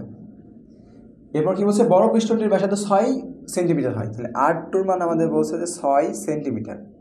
তাহলে এটাকে মিটারে নিলে 100 দ্বারা ভাগ করলে 0.06 মিটার আসবে। তাহলে ছোট পিস্টনটি ও বড় পিস্টনটির বল দেওয়ার অনুপাত কত, তাহলে আমাদের বলছে যে F1 আর F2 is equal to what, আচ্ছা দুইটার অনুপাত চাচ্ছে আমাদের থেকে। এখন দেখো আগের বার তো ক্ষেত্রফল দেওয়া ছিল, আমরা ডিরেক্ট বসাই দিয়েছিলাম, মান চলে আসলো, কিন্তু এখন তো ব্যাসার্ধ দিয়ে রাখছি, তো ব্যাসার্ধ দেওয়া থাকলে কি হয়েছে কোনো ব্যাপার না। দেখো আমাদের সূত্র কি আসছিল, সূত্র ইজ ইকুয়াল টু সূত্র ছিল F2 is equal to A2 by A1 into হচ্ছে আমাদের F1। এখন A2 এই যে ক্ষেত্রফল, এই ক্ষেত্রফলটা কেমন, তো আমরা বলছিলাম যেটা তুমি একটা পিস্টনও বিবেচনা করতে পারো, একটা সিলিন্ডারও বিবেচনা করতে পারো। তো এই ক্ষেত্রফলটা ওভারঅল কী হবে আমাদের বৃত্তাকার হবে, কারণ এই যে আমাদের যে চাকতিটা এটা হচ্ছে বৃত্তাকার চাকতি। তাহলে এখানে তুমি যদি সিলিন্ডার বিবেচনা করো তাও ক্ষেত্রফল পাই R স্কোয়ার, পিস্টন বিবেচনা করলে পিস্টনেরও ক্ষেত্রফল পাই R স্কোয়ার, যা ইচ্ছে বিবেচনা করো। তাহলে সূত্র হচ্ছে আমাদের কি পাই R স্কোয়ার, তো আমরা R2 স্কোয়ার বলি, আর নিচেরটাকে পাই R1 এর উপর স্কোয়ার বলি, আর সাথে আমাদের কি আছে F1 রয়েছে, তো F1 এর মান আমাদের দেওয়া নেই, আর এ পাশে রয়েছে আমাদের F2। তাহলে আমরা কী করবো, এই F1কে এই পাশে নিয়ে আসবো, বাম পাশে নিয়ে আসবো। তাহলে এই পাশে গুণ অবস্থা ছিল F1, এই বাম পাশে আসলে কি আসবে ভাগ অবস্থায় চলে আসবে। আর এই পাশে দেখো পাই পাই ক্যান্সেল হয়, আমাদের উপরে থাকে R2 স্কোয়ার, আর নিচে থাকে কি R1 এর উপর স্কোয়ার। তো দেখো এর পরের লাইন আমরা কি লিখতে পারি, R2 আর R1 এর উপর হোল স্কোয়ার লিখতে পারি, কারণ দুইটার উপর স্কোয়ার ছিল। এখন দেখো আমাদের এখানে মান কিন্তু বলে রাখছে R2 আর R1 এর মান কত হবে, তো R2 এর মান দেওয়া আছে কত 0.06, আর R1 এর মান কত দেওয়া আছে 0.02, তাহলে এটার উপর স্কোয়ার। তো দেখো এখানে আমাদের এই যে দুইটাতেই আমাদের সেম ডিজিট রয়েছে, তো উপর কারটা আমি 6 বিবেচনা করতে পারি, নিচটাকে 2 বিবেচনা করতে পারি, তাহলে 3 থাকছে, 3 এর উপর স্কোয়ার করলে আমাদের 9 থাকছে। তো আমাদের উপরে থাকছে F2 আর নিচে হচ্ছে আমাদের F1। তাহলে আমাদের F2 বাই F1 এর মান হচ্ছে 9। আমাদের চাইছিল কি, আমাদের চাইছিল হচ্ছে F1 বাই F2 এর অনুপাত। তো দেখো 9 এর নিচে কিছু নাই মানে কি রয়েছে, একটা 1 রয়েছে। তো মনে মনে তুমি এখানে একটা 1 বিবেচনা করো, তাহলে যখন আমি এটাকে বিপরীত করে দেবো, F1 বাই F2 করে দেবো, তাহলে বিপরীত করে দিলে কই গিয়ে আসবে, এ পাশে 1/9 আসবে। তাহলে আমাদের এটাই হচ্ছে অ্যান্সার, যে বলদের অনুপাত হচ্ছে 1:9। এখন এই যে জায়গায় ক্যালকুলেশন আমরা কিভাবে করলাম, তো আমি তো মনে করো হচ্ছে জানি যে এটাকে আমাদের 6 আর এটাকে 2 বিবেচনা করা যায়। তো তুমি কি করবা, ক্যালকুলেটর বসাই মান সলভ করবা, আর তোমাদের জানা থাকে তাহলে তুমি এটাই গেল। তাহলে 5 নম্বর আমাদের গেল। এরপর 6 নম্বর প্রশ্ন কি বলছে, দুইটি পিস্টনের ব্যাসার্ধের অনুপাত 4:5। তাহলে আমাদের সেম প্রশ্ন বলছে, কিন্তু এবার অনুপাত দিয়ে রাখছে। তাহলে প্রশ্ন নম্বর হচ্ছে 6, দুটি পিস্টনের ব্যাসার্ধের অনুপাত 4:5। তাহলে দেখো 4 ছোট আর 5 বড়, তাহলে আমাদের হচ্ছে R1:R2 দেওয়া আছে। R1:R2 দেওয়া আছে কত, 4:5। এবং ছোট পিস্টনে প্রযুক্ত বলের মান 10 নিউটন হলে বড় পিস্টনে প্রযুক্ত বলের মান কত। তাহলে এটা দুইটার অনুপাত দেওয়া আছে ব্যাসার্ধের, আর ছোট পিস্টনে প্রযুক্ত বলের মান দেওয়া আছে আমাদের 10 নিউটন। আমাদের থেকে চাচ্ছে বড় পিস্টনে প্রযুক্ত বলের মান কত হবে। তো দেখো আমাদের সূত্র কি ছিল, আগে সূত্রটা বসাই, যে F2 কি A2 বাই A1 ইন্টু হচ্ছে আমাদের F1। তো এটুর কাছে আমরা লিখবো কি পাই R2 এটার উপর হোল স্কোয়ার, পাই R স্কোয়ার, R2 স্কোয়ার, আর নিচে থাকবে কি আমাদের পাই R1 স্কোয়ার, সাথে হচ্ছে আমাদের F1। তো দেখো পাই পাই ক্যান্সেল হয়, আমাদের থাকে হচ্ছে R2 square by R1 square, R F1 এর মান কত দেওয়া ছিল 10। এটাকে আমরা লিখতে পারি R2 বাই R1 এর উপর হোল স্কোয়ার, কারণ উপরটার উপর স্কোয়ার আছে, নিচেরটাকে উপর স্কোয়ার আছে, আমরা একবারে হোল স্কোয়ার দিয়ে রাখলাম। আর এখানে দেখো R1 বাই R2 দেওয়া ছিল, তাহলে R1:R2 দেওয়া ছিল, এটাকে আমরা কি লিখতে পারি, R1 বাই R2 4/5, অর্থাৎ অনুপাত আকারে দেওয়া থাকলে আমরা ভাগ আকারে লিখতে পারি। এখন দেখো আমাদের ক্যালকুলেশনে কিন্তু R2 উপরে রয়েছে আর R1টা নিচে রয়েছে, তাহলে কি হবে, এটাকে উল্টাই নিতে হবে। তাহলে R2 বাই R1 কত আসবে, 5/4 আসবে। এখন তুমি মান বসাই দাও, 5/4 এটার উপর হোল স্কোয়ার গুণন হচ্ছে কত, 10। তাহলে 5-এর উপর স্কোয়ার করলে 25, 4-এর উপর স্কোয়ার 16। তাহলে আমাদের থাকছে হচ্ছে 25 গুণন হচ্ছে 10, আর নিচে থাকছে হচ্ছে 16। এখন এটা ক্যালকুলেশন করলে আমাদের মান আসবে, তাহলে 10 দিয়ে কাটলে 5, আর এখানে থাকে হচ্ছে আমাদের 8×2=16। 5×25 কত হয়, 125, 125/8, 125/8।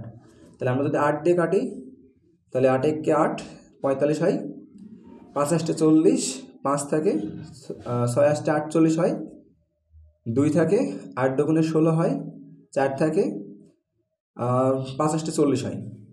তাহলে আমাদের দেখো এটা অ্যান্সার হবে 15.625। তো এটা একটু মিলাই নিও যে আমাদের কত আসছে, 15.625। এত কি ছিল আমাদের, নিউটন। তাহলে আমরা দেখলাম যে যদি অনুপাত দেওয়া থাকে তাহলে আমরা জাস্ট ঘাবড়ানোর কোনো প্রয়োজন নাই, সূত্র বসাই দেবো, দেন আমাদের এই অনুপাতটা এখানে একটু চেঞ্জ করে নেবো, কারণ আমার R2টা উপরে আছে, তাহলে বিপরীত করে নিলে আমাদের জাস্ট মান বসাই দিলে অ্যান্সার চলে আসবে। এরপর আমাদের কি বলছে 7 নম্বর, দুটি পিস্টনের ব্যাসের অনুপাত। তাহলে এবার দেওয়া ছিল ব্যাসার্ধ, আর এবার দিয়ে রাখছে আমাদের ব্যাস। তাহলে 6 নম্বরে দিয়ে আসছে আমাদের ব্যাসার্ধের অনুপাত, 7 নম্বরে দিয়ে রাখছে আমাদের ব্যাসের অনুপাত। তাহলে বলছে দুইটি পিস্টনের ব্যাসের অনুপাত 2:3। তাহলে ব্যাস যেহেতু ছোটটা আগে আছে, তাহলে D1:D2 আমাদের দিয়ে রাখছে কত, 2:3। এবং বড় পিস্টনটিতে অনুভূত বলের মান দেওয়া আছে 2000 নিউটন। এবার দেখো বড় পিস্টনটাতে বলছে, তার মানে F2 দিয়ে রাখছে আমাদের, F2 এর মান দেওয়া আছে কত, 2000 নিউটন। তো বলছে বড় পিস্টনটিতে বলের মান 2000 নিউটন হলে ছোট পিস্টনটিতে প্রযুক্ত বলের মান কত। তাহলে আমাদের ছোট পিস্টনটিতে প্রযুক্ত বলের মান চাচ্ছে, তার মানে আমাদের থেকে F1 হোয়াট, এটা আমাদের থেকে চাচ্ছে। তো আমাদের কি ওই সেম সূত্র বসাবো, যে F2 A2 by A1 into হচ্ছে আমাদের F1। এর মান কি ছিল, পাই R2 এর উপর হোল স্কোয়ার, আর নিচে কি ছিল পাই R1 এর উপর স্কোয়ার, সাথে হচ্ছে F1। তাহলে এখানে লেখা যায় কি R2 বাই R1 এর উপর হোল স্কোয়ার, আর সাথে কি আমাদের F1। এখন দেখো এখানে আমাদের কি দেওয়া আছে, D1/D2 অনুপাত দেওয়া আছে, আমরা ভাগ আকারে লিখলাম 2/3। তাহলে উল্টাই দিলে D2/D1 আমাদের কত আসবে, 3/2 আসবে। এখন দেখো তুমি 3/2 এখানে ডিরেক্ট বসাই দিলে আমাদের মান চলে আসবে। এখন তুমি বলতে পারো ভাই কীভাবে, তো কীভাবে বোঝার জন্য এই D2/D1 এই উপরেও 2 দ্বারা ভাগ করো, নিচে 2 দ্বারা ভাগ করো। আচ্ছা যদি এখানকারটা ভাগ করে তোমার কষ্ট হয়, এখানে লিখো R2 আমরা কি জানি, R2 জানি হচ্ছে D/2। তবে এখানকারটাও তুমি ইজিলি বুঝতে পারবে। এটা দেখো D2কে আমি লিখতে পারবো কি 2R2, আর নিচেরটা লিখতে পারবো 2R1, কারণ আমরা জানি ব্যাস ইজিক্যাল টু 2 ইন্টু ব্যাসার্ধ, অর্থাৎ ব্যাসকে দ্বিগুণ করলে ব্যাসার্ধকে দ্বিগুণ করলে ব্যাস পাওয়া যায়। তাহলে আমরা এটা বসাই দিলাম, আর নিচে কি থাকে আমাদের 3/2। তাহলে দেখো 2 ক্যান্সেল হয়ে যায়, তাহলে 2 ক্যান্সেল করলে আমাদের কি থাকছে, ফাইনালি আমাদের থাকছে R2/R1 ইজিক্যাল টু 3/2। এটা ইজি। তাহলে এখানে আমরা কি করলাম, 3/2 বসাই দিলাম, এর উপর হোল স্কোয়ার করে দিলাম, সাথে আমার F1 এর মান কত, তো F1 এর মান আমাদের থেকে চাচ্ছে, F2 এর মান আমাদের দেওয়া ছিল, তাহলে F2 এর মান কত ছিল 2000। তাহলে দেখো এখন পরের লাইনে কি লিখতে পারি, 2000 ইজিক্যাল টু হচ্ছে উপরে 9 আর নিচে 4 ইজিক্যাল টু হচ্ছে আমাদের ইন্টু হচ্ছে আমাদের F1। তাহলে আমাদের F1 এর মান বের করতে বলছে, তাহলে F1টা আমি এক পাশে রাখলাম আর বাকিগুলোকে অন্য পাশে পাঠাবো। তো দেখো এখানে 4 ভাগ অবস্থায় আছে, এ পাশে আসলে কি হবে, গুণ হয়ে যাবে। তাহলে 2000 গুণন 4 আর নিচে আমাদের কি থাকবে, 9 থাকবে। তাহলে এখান থেকে আমাদের মনে করো মান আসবে যে F1 ইজিক্যাল টু, আমরা জাস্ট সাইড চেঞ্জ করে নিচ্ছি। তাহলে দেখো 4 দ্বারা 2000কে গুণ করলে পাওয়া যাচ্ছে 8000 আর নিচে আসছে 9। তাহলে ক্যালকুলেশন করলে কত আসছে, আমরা ক্যালকুলেট করে দিই ক্যালকুলেশন, নাহলে সময় লাগবে না, ভিডিও লেন্থ বড় হয়ে যাবে না আর কি। তাহলে 8000কে 9 দ্বারা ভাগ করলে আমাদের মান আসে 888.88। তাহলে এটার মান আসছে 888.88 এত নিউটন। তাহলে দেখো এক্ষেত্রে আমাদের বড় পিস্টনের মান দেওয়া ছিল, ছোট পিস্টনের প্রযুক্ত বলের মান হিসাব করতে বলছিল। অ্যাজ ওয়েল ক্যালকুলেশন করছি, সাইড চেঞ্জ করে দিচ্ছি, অ্যান্সার শেষ। কঠিন কিছু না কিন্তু। এখনও কিন্তু আমরা মনে করো যে আমাদের ডিপ ম্যাথে আসি নাই, আমাদের আরও মনে করো হচ্ছে ডিপ ম্যাথ রয়েছে আর কি, কনসেপচুয়াল 2টা ম্যাথ রয়েছে। ওই 2টা ম্যাথ আমরা পরের, এখানে তো 8টা দিয়েছি, আরও 3টা ম্যাথ রয়েছে আমাদের। তো দেখো 8 নম্বর প্রশ্নে কি বলছে, 8 নম্বর প্রশ্নে বলছে প্রথম পিস্টনে 110 নিউটন বল প্রয়োগে পিস্টনটি 14 সেন্টিমিটার নিচে নামে। যদি বড় পিস্টন ও ছোট পিস্টনের ক্ষেত্রফল যথাক্রমে 4:3 হয়, মানে ক্ষেত্রফলের অনুপাত দেওয়া আছে আমাদের, তবে দ্বিতীয় পিস্টনটি কতটুকু নিচে নামবে। তাহলে দেখো এটা আমাদের জাস্টটাকে বুঝি যে আমাদের দুইটা মনে করো যে নল ছিল, সেই নলের আমাদের ক্ষেত্রফলের অনুপাত দিয়ে রাখছে। আমাদের যেটা দিয়ে রাখছে A2/A1 দিয়ে রাখছে 4:3, কারণ বড়টা দেখো 4:3 দিয়ে আছে, তার মানে বড়টা আগে হবে, ছোটটা পরে হবে। এখন আমাদের যেটা প্রথমে বলা হয়েছে যে প্রথম পিস্টনে 110 নিউটন, তাহলে এই যে প্রথম পিস্টনটাতে, আচ্ছা এক্ষেত্রে আমাদের প্রথম পিস্টনটা বলে রাখছে না, তাহলে প্রথম পিস্টনে বল প্রয়োগ করা হয়েছে, আর এখানে আমাদের 4:3 দিয়ে রাখছে। দেখো এখানে একটা বোঝার বিষয় রয়েছে, আমাকে এখানে কিন্তু বলে না যে এটা ছোট পিস্টন কি বড় পিস্টন, আমাদের বলছে প্রথম পিস্টন আর দ্বিতীয় পিস্টন। তো প্রথম পিস্টন বলছে, কিন্তু এখানে আবার দেখো আমাদের কি বলছে, বড় পিস্টন আর ছোট পিস্টনের ক্ষেত্রফল যথাক্রমে এত। তাহলে আমাদের প্রথম পিস্টন আর দ্বিতীয় পিস্টন বলে রাখছে, তাহলে আমরা ধরলাম এটা প্রথম পিস্টন আর এটা আমি ধরলাম দ্বিতীয় পিস্টন। আর আমাদের বলছে পরের লাইনে যে বড় পিস্টন এবং ছোট পিস্টনের ক্ষেত্রফল হচ্ছে 4:3। তাহলে আমরা ধরলাম যে আমাদের এই A2/A1 ইজিক্যাল টু 4:3, আর এই যে এই জায়গায় যে বলটা প্রযুক্ত হয়েছে সেই F1 এর মান আমাদের দিয়ে রাখছে, F1 এর মান কত দিয়ে রাখছে 110 নিউটন।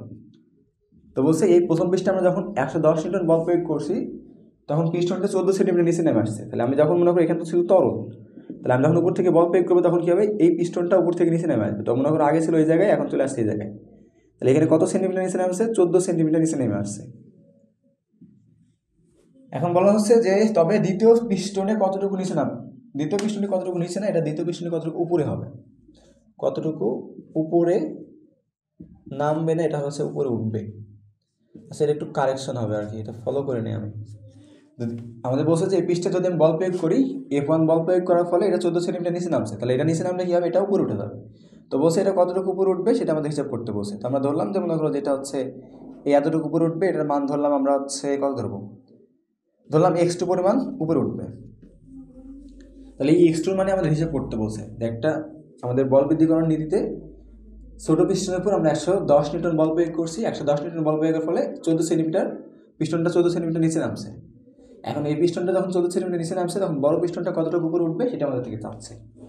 তাহলে আমাদের ফার্স্টে দেখো এখানে সূত্র ইউজ করবো কোনটা, তো আমরা জানি পিস্টনের ক্ষেত্রে শক্তিটা, এই যে দুইটা যে নল রয়েছে, দুইটা নলে আমাদের শক্তির মানটা সংরক্ষিত থাকে, অর্থাৎ এই পিস্টনে যতটুকু কাজ হবে এই পিস্টনের ঠিক সেম পরিমাণেই কাজ হবে। বা তুমি বলতে পারো এই পৃষ্ঠে তুমি যতটুকু শক্তি প্রদান করবা এই পৃষ্ঠে ততটুকু শক্তি ফিরে পাবো, অর্থাৎ এক্ষেত্রে শক্তির কোনো ধ্বংস হবে না। তাহলে আমরা বলবো যে প্রথম পৃষ্ঠের কৃতকাজ ইকুয়াল টু কি দ্বিতীয় পৃষ্ঠের কৃতকাজ। এই কৃত কাজটা এখানে শক্তি আমি যতটুকু কাজ করবো ততটুকু শক্তি আগে জমা থাকবে। তাহলে আমরা কি বললাম, এখানে যতটুকু শক্তি প্রয়োগ করবো এখানে ততটুকু শক্তি ফিরে পাওয়া যাবে এবং দুইটাই সমান হবে। এখন দেখো W1 ইজিক্যাল টু আমরা কি লিখতে পারি, F1 x1, আর W2 ইজিক্যাল টু কি লিখতে পারি, F2 x2। তাহলে আমাদের x2 মান চাচ্ছে আমাদের থেকে, তাহলে x2 ইজিক্যাল টু কি লেখা যায়, দেখো এই F2 টা এপাশে পার হয়ে যাবে, তাহলে F1 x1 বাই কত থাকবে F2, আর এপাশে থাকবে কত x2। তাহলে ফাইনালি আমরা কি বলতে পারি, x2 is equal two F1 x1 আর নিচে হচ্ছে F2। F1 এর মান আমাদের কিন্তু দিয়ে রাখছে 110 নিউটন, আর x1 এর মান দেওয়া ছিল কত, x1 আমাদের দেওয়া ছিল 14 সেন্টিমিটার। তাহলে 14 সেন্টিমিটারকে আমরা এসআই এককে নিব, মিটার নিয়ে আসতে হবে, 100 দ্বারা ভাগ করলে 0.14 হয় এত মিটার। তাহলে বসাই দিই 0.14, আর F2 এর মান কত হবে, এখন দেখো F2 এর মান কিন্তু আমাদের দেওয়া নেই, তাহলে F2 মানটা কিন্তু আমাদের হিসাব করে নিতে হবে। কীভাবে হিসাব করবো, ওই সূত্র দিয়ে হিসাব করবো, কারণ আমাদের ক্ষেত্রফলের অনুপাত দিয়ে রাখছে। তাহলে F2 ইজিক্যাল টু আমাদের কী ছিল, A2 বাই হচ্ছে A1 ইন্টু হচ্ছে আমাদের F1। তো A2 মান হচ্ছে 4, A1 এর মান হচ্ছে আমাদের 3, আর F1 এর মান কত, F1 এর মান দেওয়া ছিল 110। তাহলে হিসাব করলে আমাদের উপরে আসে 440, আর নিচে আমাদের থাকে 3, 4 4 8, 3 দ্বারা বিভাজ্য না। তাহলে আমরা ক্যালকুলেশন করে দেখি মান কত আসে, 440 ভাগ হচ্ছে 3, তাহলে মান আসবে 146.667, তাহলে 146.6667 এত নিউটন। তাহলে আমরা এখন F2 মানটা এখানে বসাই দিই যে 146.6667। এখন দেখো ক্যালকুলেট করলে আমাদের অ্যান্সার চলে আসবে। তাহলে আমাদের 110 গুণন হচ্ছে 0.14, আর নিচে হচ্ছে আমাদের অ্যান্সার। তাহলে বসাই দিলে আমাদের অ্যান্সার কত আসে, 0.105। তাহলে আমাদের আসছে হচ্ছে 0.105 এত মিটার। তো আমাদের সেন্টিমিটার নেই, তাহলে 100 দ্বারা গুণ করতে হবে, 10.5 সেন্টিমিটার। তাহলে দেখো এই পৃষ্ঠে যখন আমি 110 নিউটন বল প্রয়োগ করছি, বল প্রয়োগ করার ফলে যখন আমাদের 14 সেন্টিমিটার নিচে নেমে আসছিল প্রথম পিস্টনটি, তখন দ্বিতীয় পিস্টনে কতটুকু উপরে উঠবে, 10.5 সেন্টিমিটার উপরে উঠবে। তো এই ম্যাথটা আমাদের একটু ঝামেলার ছিল আর কি, বাট আমার মনে হয় যে মোটামুটি বোঝা গেছে আর কি। জাস্ট আমরা প্রথমে এই যে কনসেপ্টটা মনে রাখবো যে বল বৃদ্ধিকরণ নীতির ক্ষেত্রে আমাদের কৃতকাজটা বা বলতে পারো যে শক্তির সংরক্ষণশীলতা নীতি মেনে চলে। তাহলে আমি প্রথম পৃষ্ঠে যতটুকু শক্তি প্রয়োগ করবো দ্বিতীয় পৃষ্ঠে ততটুকু ফিরে পাবো, তাহলে প্রথম পৃষ্ঠের শক্তি আর দ্বিতীয় পৃষ্ঠের শক্তি সেম। তাহলে প্রথম পৃষ্ঠে যে শক্তিটা দিচ্ছি সেটা আমরা কাজ আকারে দিচ্ছি, তাহলে আমি প্রথম পৃষ্ঠে কৃতকাজ যতটুকু কাজ করবো দ্বিতীয় পৃষ্ঠে ততটুকু কাজ ফিরে পাবো, তাহলে দুইটা কাজ সমান বলতে পারবো।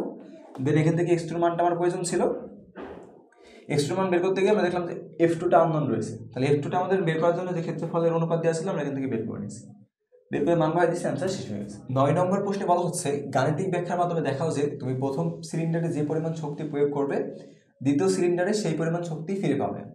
তো দেখো এইটা ধরে আমরা 8 নম্বর সলভ করছিলাম, অর্থাৎ আমরা বলছিলাম যে প্রথম পৃষ্ঠে যদি আমরা W1 পরিমাণ কাজ করি তাহলে দ্বিতীয় পৃষ্ঠে আমরা W2 পরিমাণ কাজ ফিরে পাবো, আর এই W1 আর W2 পরস্পর সমান হবে।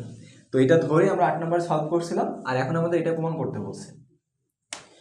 তো আমরা ধরলাম যে প্রথম পৃষ্ঠে F1 বল প্রয়োগ করার ফলে আমাদের যে পিস্টনটা ছিল সেই পিস্টনটা তার পূর্বের অবস্থান থেকে আমরা ধরলাম x1 পরিমাণ নিচে নেমে আসলো। তাহলে এই পাশে যদি নিচে নামে, তো আমাদের যেহেতু তরলের চাপ প্রয়োগ করলে তরলের আয়তনের সংকোচন ঘটে না, তাহলে এই পাশে যতটুকু তরল নিচে নামবে এই পাশে ঠিক ততটুকু তরলই উপরে উঠে যাবে। তো আমরা ধরলাম যে এই পাশে যখন আমরা চাপ প্রয়োগ করে পিস্টনটাকে নিচে নামাবো তখন এই পৃষ্ঠে কী হবে, এই পৃষ্ঠে আমাদের কিছুটা আয়তন উপরে, কিছুটা তরল উপরে উঠে আসবে, ফলে আমাদের পিস্টনটা আগে ছিল এই জায়গায়, এখন চলে যাবে হচ্ছে এই দ্বিতীয় পজিশনে আর কি। তাহলে এটা হচ্ছে আমাদের x2। তাহলে এই পৃষ্ঠে আমি যখন বল প্রয়োগ করে x1 পরিমাণ নিচে নামাইছি পিস্টনটাকে, তখন এই পৃষ্ঠে কী হবে, এই বলের কারণে এই তরলটা এখানে যে পরিমাণ তরল নিচে নামছে ঠিক সেই পরিমাণ তরলটাই এইদিকে উপরে উঠে যাবে, আর উপরে উঠে যাওয়ার জন্য সিলিন্ডারের পিস্টনটা ছিল এখানে, এখন পিস্টনটা উঠে যাবে এই জায়গায়। তো দেখো আমাদের আলটিমেটলি যেহেতু প্রমাণ করতে হবে যে W1 ইজিক্যাল টু W2, আর আমরা সূত্র কি জানি, আমরা সূত্র জানি W ইজিক্যাল টু Fx। তাহলে W1 ইজিক্যাল টু আমরা বলতে পারি F1 x1, আর W2 ইজিক্যাল টু কি বলতে পারি, W2 ইজিক্যাল টু বলতে পারি F2 x2। তো হয় আমাদের এই F1 x1-কে F2 x2 এর মাধ্যমে প্রকাশ করতে হবে, অথবা F2 x2-কে এই F1 x1 এর মাধ্যমে প্রকাশ করতে হবে। তো যেহেতু আমাদের দেখো যে সূত্র দেওয়া ছিল এটা যে F2 is equal two A2 by A1 into হচ্ছে আমাদের F1, তো আমরা হচ্ছে এই F2 x2-টাকেই F1 x1 এর মাধ্যমে প্রকাশ করতে যাচ্ছি। তাহলে এটা 1 নম্বর সমীকরণ, এটা ধরলাম 2 নম্বর সমীকরণ। তাহলে আমরা বলবো 2 নং হতে পাই, 2 নং হতে। তো আমরা কী পাবো, W two equal to F two X two. তো এফ টুর পরিবর্তে কী লিখবো, এটা লিখবো যে এ টু বাই হচ্ছে এ ওয়ান ইন্টু হচ্ছে আমাদের কি X one, sorry F one. আর সাথে থাকবে কি, সাথে থাকবে হচ্ছে আমাদের এক্স টু। তো দেখো আমাদের এফ ওয়ান অলরেডি চলে আসছে, তাহলে এখন লাগবে শুধু এক্স ওয়ান। তাহলে এই এক্স টুটাকে কনভার্ট করে যদি আমি এক্স ওয়ান লিখতে পারি তাহলে খেলা শেষ। এটা কীভাবে আনবো, তো দেখো আমরা বারবার বলছিলাম যে পাশে যতটুকু তরল নিচে নামবে, তরলে যেহেতু চাপ প্রয়োগে তরলের আয়তন সংকোচন ঘটে না, তাহলে এই পাশে যতটুকু তরল নিচে নামবে এই পাশে ঠিক ততটুকু তরলে উপরে উঠে যাবে। তাহলে আমি বলতে পারি যে প্রথম দিকে যতটুকু তরল, যত আয়তনের তরল নিচে নামবে, ঠিক দ্বিতীয় পৃষ্ঠে তত আয়তনের তরলটাই উপরে উঠে যাবে। তাহলে ভি ইজিক্যালটা আমরা কি জানি, আয়তন ইজিক্যালটা আমরা জানি ক্ষেত্রফল ইন্টু উচ্চতা। তো যেহেতু আমরা উচ্চতাকে এক্স ওয়ান বিবেচনা করছি তাহলে এক্স ওয়ান দিলাম, আর এক্ষেত্রে কি আসবে এ টু ইন্টু এক্স টু। তো দেখো এখান থেকে এ টুটা পাশে পার করতে চাচ্ছি, পার করলে কি লিখা যায় এ ওয়ান এক্স ওয়ান, আর নিচে আমাদের কি আসবে এ টু, আর ডান পাশে থাকবে কি এক্স টু। তাহলে এই যে এক্স টু ইজিক্যালটা আমরা ফাইনালি কি পাচ্ছি, অথবা এক্স টু ইজিক্যালটা আমরা পাচ্ছি A one by A two into হচ্ছে আমাদের এক্স ওয়ান। একটু সাজিয়ে লিখলাম। দেখো এক্স টুর কাছে আমি কি লিখতে পারবো পরের লাইনে, তাহলে আমরা এক্স টুর কাছে পরের লাইনে লিখতে পারবো A one by A two into হচ্ছে আমাদের এক্স ওয়ান। তো দেখো আমাদের এফ ওয়ানও চলে আসছে, আবার এক্স ওয়ানও চলে আসছে, জাস্ট এখন আমাদের একটা কাটাকাটি খেলা খেললেই শেষ। তো দেখো এ ওয়ান ক্যান্সেল হয়, এ টু ক্যান্সেল হয়, তাহলে ফাইনালি কি থাকছে আমাদের, ফাইনালি থাকছে হচ্ছে এফ ওয়ান এক্স ওয়ান। আর এফ ওয়ান এক্স ওয়ানে আমাদের কী ছিল, এফ ওয়ান এক্স ওয়ানে ছিল আমাদের হচ্ছে ডাব্লু ওয়ান। তাহলে আমাদের যেটাই হচ্ছে ডাব্লু টু, তাহলে ফাইনালি আমরা সেটাই কী পেলাম, ডাব্লু ওয়ান পেলাম। তাহলে যেটাই হচ্ছে আমাদের কি প্রমাণিত, এটাই আমরা দেখাতে বলছিলাম। তাহলে এটা আমরা অবশ্যই মনে রাখবো, সেটা ম্যাথের ক্ষেত্রে গুরুত্বপূর্ণ। ম্যাথ সলভ করতে গেলে আমাদের এটা লাগবে, আবার এরকম যদি থিওরি আমাদের প্রমাণ করতে বলে তাহলে সেক্ষেত্রে আমাদের এটা গুরুত্বপূর্ণ। এখন যদি মনে করো যে আমাদের এখানে এক্স ওয়ান আর এক্স টু মান দেওয়া থাকতো, তাহলে ডিরেক্ট বহাই দিতাম যে W equal to F one X one, W two equal to F two X two. তাহলে এখান থেকে একটা মান আসতো, এখান থেকে একটা মান আসতো, যদি দুটো সমান হতো তাহলে বলতাম দুটো সমান, সমান না আসলে সমান না, তাহলে শেষ হয়ে যেত। তো আশা করি এই ম্যাথটা বুঝতে পারছো। তো এরপরে আমাদের কি আসছে 10 নম্বর কি বলছে, 2 সেন্টিমিটার স্কোয়ার এবং 4 সেন্টিমিটার স্কোয়ার ক্ষেত্রফল বিশিষ্ট দুইটি পিস্টনের ছোট পিস্টনটিতে 50, 100, 150 নিউটন বল প্রয়োগে বড় পিস্টনটিতে অনুভূত বলের মান গ্রাফের মাধ্যমে উপস্থাপন করো। তার মানে আমাদের ছোট পিস্টনটিতে 3টা বল প্রয়োগ করা হয়েছে, এই 3টা বল প্রয়োগ আলাদাভাবে 3টা বল প্রয়োগ করা হয়েছে, একবার মনে করো 50 নিউটন, একবার 100 নিউটন, একবার 150 নিউটন। তাহলে আমাদের দেখতে হবে যে 50 নিউটনের কারণে এফ টুর মান কত আসে, 100 নিউটনের কারণে এফ টুর মান কত আসে, 150 নিউটনের জন্য এফ টুর মান কত আসে, দেন এটাকে গ্রাফে উপস্থাপন করলেই হয়ে যাবে। তাই আমাদের ডাটা যেগুলো দেওয়া আছে সেটাকে উঠাই, যে এ ওয়ান ইজিক্যালটা আমার দেওয়া আছে 2 সেন্টিমিটার স্কোয়ার। তো আমরা কি বলছিলাম, সেন্টিমিটার স্কোয়ার থেকে মিটার স্কোয়ার যেতে হলে 10 ইনভার্স 4 দ্বারা গুণ করা লাগে। আর এ টু ইজিক্যালটা কত দেওয়া আছে 4 সেন্টিমিটার স্কোয়ার, তাহলে এটাকে আমরা লিখতে পারবো কত 4 ইন্টু 10 ইনভার্স 4 মিটার স্কোয়ার। আর আমাদের এফ ওয়ানের মান দিয়ে রাখছে 50 নিউটন, তারপর এফ ওয়ান প্রাইম দিয়ে রাখছে আমাদের 100 নিউটন, আর এফ ওয়ান ডাবল প্রাইম দিয়ে রাখছে ধরলাম 150 নিউটন। অর্থাৎ 3টার জন্য আমাদের নির্ণয় করতে হবে। তাহলে আমরা নির্ণয় করছি হচ্ছে এফ ওয়ানের জন্য নির্ণয় করছি। তাহলে এফ ওয়ানের জন্য, এফ ওয়ানের মান কত ছিল, এফ ওয়ানের মান ছিল যখন 50 নিউটন, তখন আমরা এফ টু বের করবো। তাহলে এফ টু ইজিক্যাল টু কত হবে, A two by A one into হচ্ছে আমাদের কি এফ ওয়ান। এ টুর মান কত ছিল 4 ইন্টু 10 ইনভার্স 4, এ ওয়ানের মান ছিল 2 ইন্টু 10 ইনভার্স 4, আর এফ ওয়ানের মান কত বলছিলাম 50। তাহলে দেখো এখানে 10 ইনভার্স 4 10 ইনভার্স 4 ক্যান্সেল হয়, 2কে 4কে 2 দ্বারা ভাগ করলে 2, 50 দোকানে 100 হয়। তাহলে যখন আমাদের এফ ওয়ানের মান 50 তখন এফ টুর মান কত পেয়েছি আমরা 100। এরপর আমাদের আসি দ্বিতীয় এই এফ ওয়ান প্রাইমে। তাহলে এফ ওয়ান প্রাইমের মান যখন আমাদের কত দেওয়া আছে 100 দেওয়া আছে, তখন এফ টু কত হবে। তা যেহেতু আমাদের মনে করা হচ্ছে একবার সূত্র লিখছে, আমরা ডিরেক্ট মান বহাই দিলাম। তাহলে ছিল আমাদের 4 গুণন 10 ইনভার্স 4, আর নিচে ছিল আমাদের 2 গুণন 10 ইনভার্স 4 ইন্টু হচ্ছে 100। তোমরা পরীক্ষার সময় ডিরেক্ট না মান বসে একটা লাইন বেশি করো, সেটা ভালো হয় আর কি। তাহলে এটা হিসাব করলে আমরা পাবো হচ্ছে 200 নিউটন। এখান থেকে মান আছে 2, আর 2 দ্বারা 100কে গুণ করলে 200। আর এফ ওয়ান ডাবল প্রাইম যদি আমরা হিসাব করি, তাহলে একবারে মান বসাই দিই, তাহলে পাওয়া যাবে হচ্ছে আমাদের 4 গুণন 10 ইনভার্স 4 বাই হচ্ছে 2 গুণন 10 ইনভার্স 4 ইন্টু কত ছিল 150 ছিল। তাহলে এখান থেকে আসবে 2, আর এখান থেকে আসবে 150, তাহলে আসতে হচ্ছে আমাদের 150 দোকানে 300, তাহলে 300 নিউটন। তাহলে দেখো আমরা 3টার জন্য 3টা আলাদা আলাদা মান পাইছি। এটা কোনটার জন্য ছিল, এটা ছিল আমাদের এফ ওয়ান ডাবল প্রাইমের জন্য ছিল। এটা হচ্ছে F2 ডাবল প্রাইম, এটা কত ছিল 150 নিউটন। তাহলে আমরা দেখলাম যে তিনটা বলের জন্য F1 ছোট বলের জন্য তিনটা বড় বল পাইছি। এখন আমরা কি করবো, একটা গ্রাফ তৈরি করবো। তো গ্রাফ তৈরি করে দেখো কোয়াইট ইজি আমাদের। তো এক্স অক্ষ নিলাম, ওয়াই অক্ষ নিলাম। এবার মনে করো এক্স অক্ষ বরাবর আমাদের যে দাগ কাটা থাকবে আমরা বলে দিব যে এক্স অক্ষ বরাবর, যেহেতু আমাদের দেখো বলগুলো কি কি ছিল 50, 100, 150, তাহলে আমরা বলবো যে এক্স অক্ষ বরাবর প্রথম 5 ঘর, 5 ঘর সমান সমান 50 একক বিবেচনা করে। তাহলে 5 ঘর 50 হলে 10 ঘর হবে হচ্ছে 100, আর 100 মানে 15 ঘর হবে হচ্ছে 150।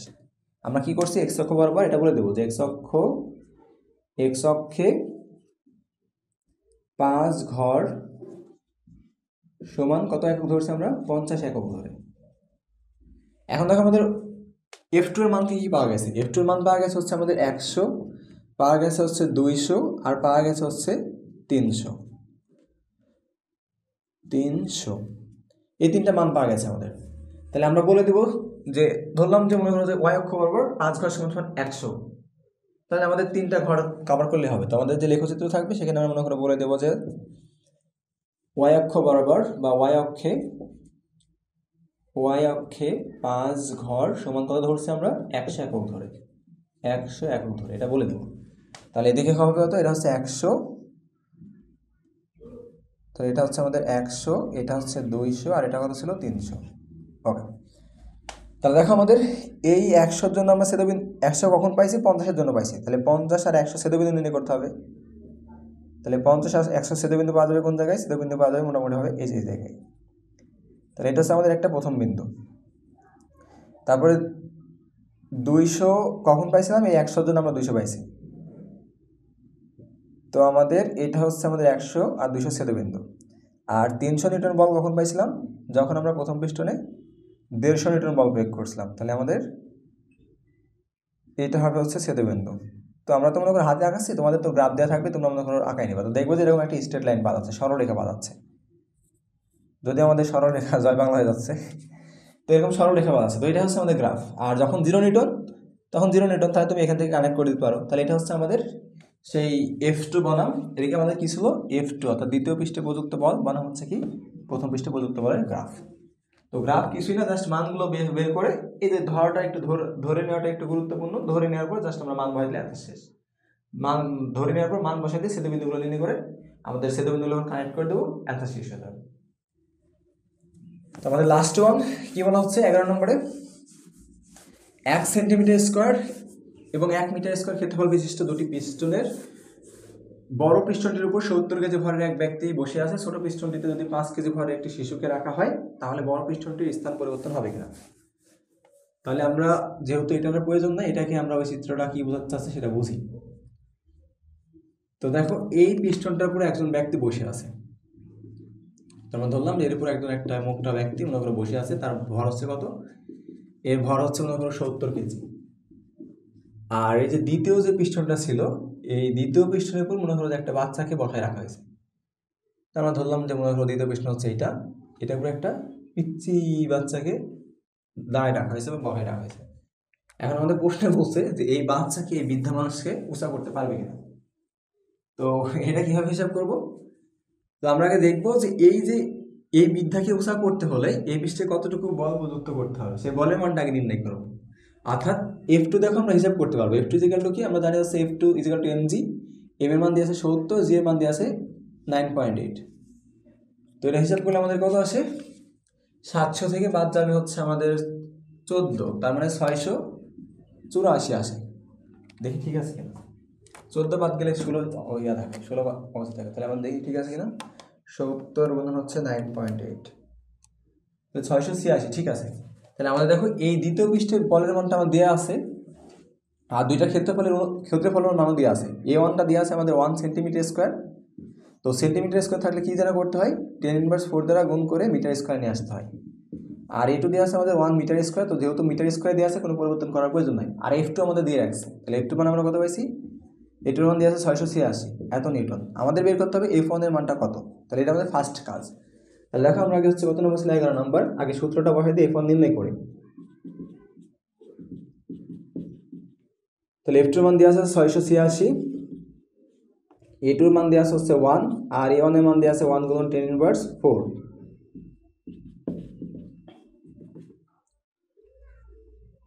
তো এই পাশে সরি, যেটা ভাগ অবস্থায় আসে বাম পাশে গেলে গুণ অবস্থা হয়ে যাবে।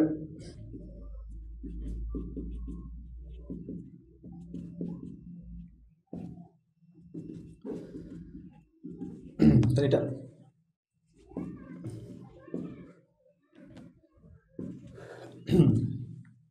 গলায় বিষম লেগেছে, কথা বলতে সমস্যা হচ্ছে। আচ্ছা, এটা হচ্ছে আমার এত মান। এখন দেখো এপিজি কোডটা আমরা কি জানি, এমজি। তাহলে এখান থেকে আমরা জাস্ট এমন এমন বের করে নেব।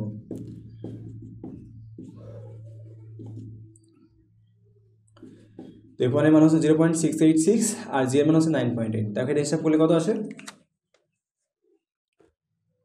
0.686 বাই হচ্ছে আমাদের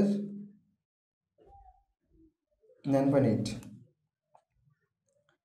তাহলে মান আসে হচ্ছে 0.07, 0.07 এত কেজি।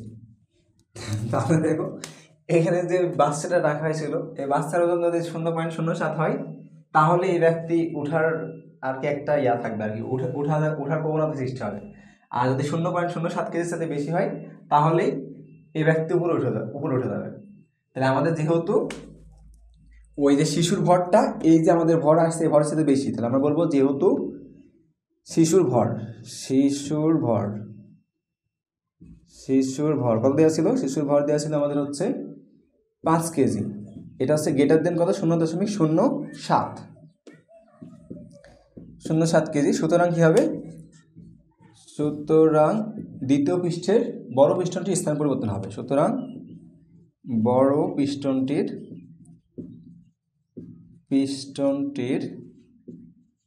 অবস্থানের পরিবর্তন ঘটবে। তো দেখো আমরা ফার্স্টে কি করছি, ফার্স্টে আগে দেখেছি যে এই যে 70 কেজি ওজনের ব্যক্তি ছিল, এই 70 কেজি ভরের ব্যক্তি ছিল, এই ভরের জন্য আমরা আগে অভিকর্ষজ বলটা হিসাব করে নিয়েছি। তাহলে দেখছি যে আমাদের এই দ্বিতীয় পৃষ্ঠে অনুভূত মানে যে বলটা রাখা আছে সেই বলের মান হচ্ছে 686। এরপর আমরা হিসাব করছি এই 686 নিউটন বল উঠাইতে গেলে আমাদের প্রথম পৃষ্ঠে কতটুকু বল প্রয়োগ করা লাগবে। তাহলে আমার দেখা যাচ্ছে প্রথম পৃষ্ঠে 0.686 এত নিউটন বল প্রয়োগ করা লাগবে। এখন এই বলটাকে আমাকে যেহেতু বলছিল যে 70 কেজি ভরের বস্তু রাখা হয়েছিল, আমরা ভরে কনভার্ট করে দেখছি যে ভরের মান কত আসছে, 0.07 কেজি আসছে। তার মানে আমি যদি এই প্রথম পৃষ্ঠে 0.07 কেজি বস্তু রাখতাম, তাহলে এই দ্বিতীয় পিস্টনটা জাস্ট উঠার মানে অবস্থান পরিবর্তনের অনুক্রম সৃষ্টি হইতো। আর যখন আমি 0.07 বেশি ভর রাখবো, তখন কি হবে? এই দ্বিতীয় পিস্টনটা উপরের দিকে উঠে যাবে। তাহলে যেহেতু আমাদের পরে বলছে যেহেতু শিশুর ভর 5 কেজি, এটা হচ্ছে 0.07 এর সাথে বেশি, সুতরাং বড় পিস্টনটির অবস্থার পরিবর্তন ঘটবে। তার মানে বাচ্চার কারণে বৃদ্ধা উপরে উঠে যাবে। তো আশা করছি আজকের ম্যাথগুলো বুঝতে পারছো। এরপর যদি কোনো সমস্যা থাকে তবে অবশ্যই জানাও। তো আজকে এই পর্যন্তই। আল্লাহ হাফেজ।